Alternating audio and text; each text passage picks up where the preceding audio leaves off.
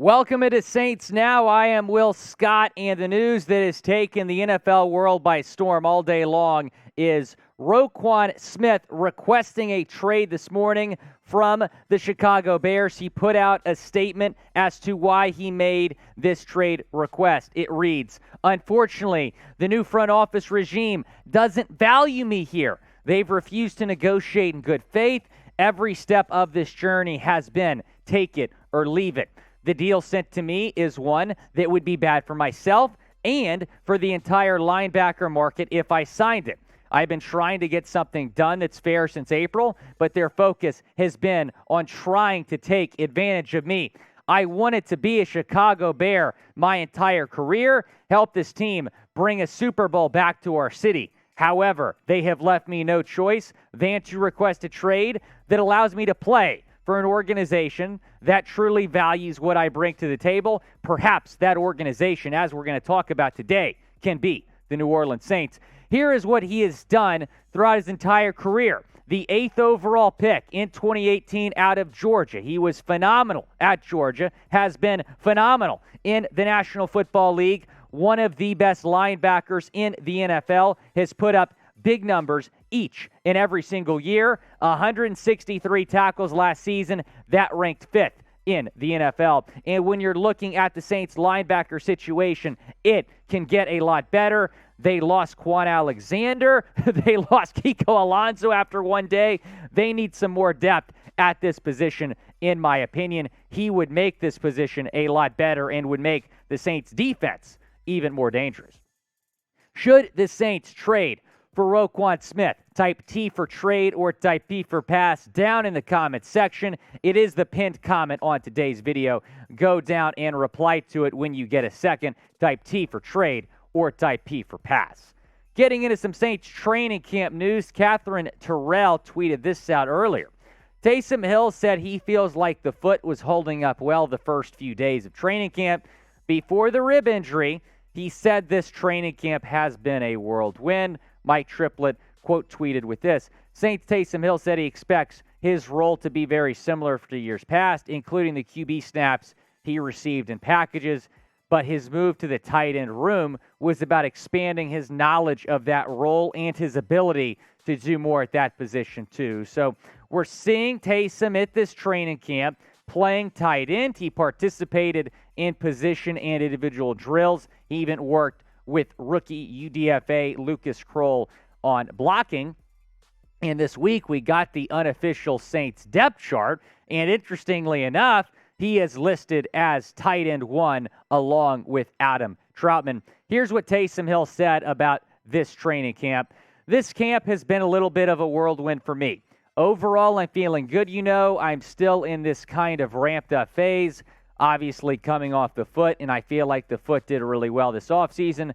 First couple days, and then I had the ribs, and so now I'm just starting to ramp up again and take it one day at a time. So Taysom talking about this camp. He's dealt with some injuries. He's missed some time, but it's good to see him back on the field making plays as the tight end on this football team, listed as tight end 1 along with Troutman on the first unofficial depth chart this coming days before the Saints' first preseason game this weekend. Now, do you think he is going to be tight end 1 this season? Type Y for yes or type N for no. Down in the comments, go down, chime in.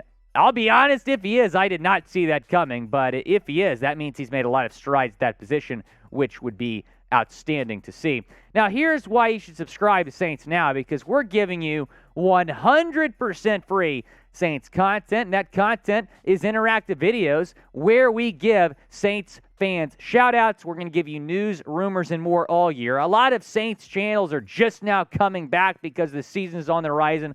We have been bringing you Saints news and rumors all year long and help us reach 8,000 subs. We might even do it by the end of the day. We're fast approaching 8,000 subscribers, need 44 more. Turn on your notifications as well, because if the Saints make a move, we are going to make a video about it. We've done it for every single Saints signing this offseason. We'll continue to bring you New Orleans Saints content. We do have some new subscribers to shout out. Nino Hype, Harry Papas, Fats317, Brian Dotson, Ryder Roan. We appreciate Who Dat Nation watching Saints Now here on Chat Sports. Scott Fazende of Fox 8 reported this.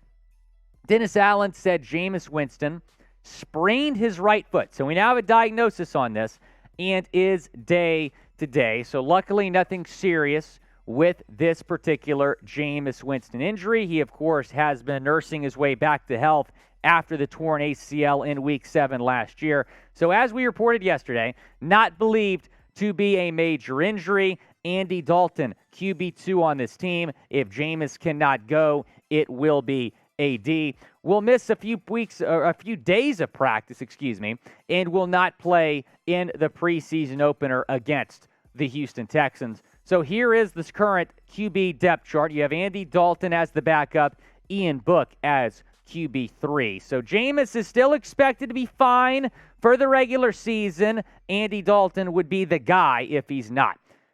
Not only do I think Jameis Winston is going to be ready for Week 1, I'm not worried about that. I'm also going to put down some money on comeback player of the year because right now he has plus 500 odds. In fact, if you're going to make this bet, you might as well bet on both Saints players because Michael Thomas at plus 1,200 odds, certainly a lot of value taking that as well.